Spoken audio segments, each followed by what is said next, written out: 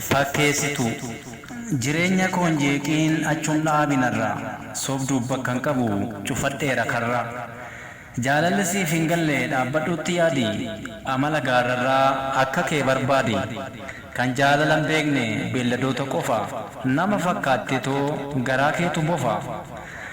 Arrabni kee summii yaadni kee boora'aa guca inaaffatu mana keetii ba'a.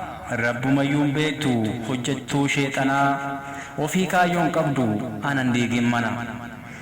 Jiruuf naaf hin taatu nan si dhiise durii dubartiin biyyan jeektu safuu Oromoo barii. Gamaa gamatti lallabda salphoo arrabaadii raroo kee raradhuu qilee keessa badii. Hidhiin na dhungachaa dubbiin kee immoo qoree filannoo wallaalee natu dogoggore.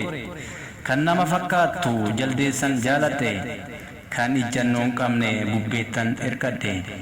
Halbee qara lamaa sobaan boraafadhee nama laphee dhoqqeen alaalaa jaalatte.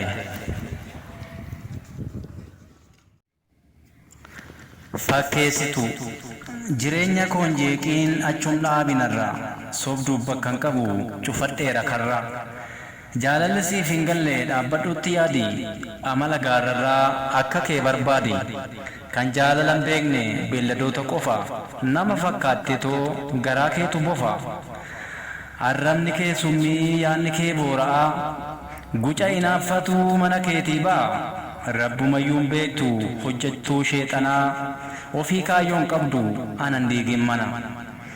Jiruuf naaf hin taatu nan si dhiise durii dubartiin biyyan jeektu safuu Oromoo barii. Gamaa gamatti lallabda salphoo arrabaadii raroo kee raradhuu qilee keessa badii. Hidhiin na dhungachaa dubbiin kee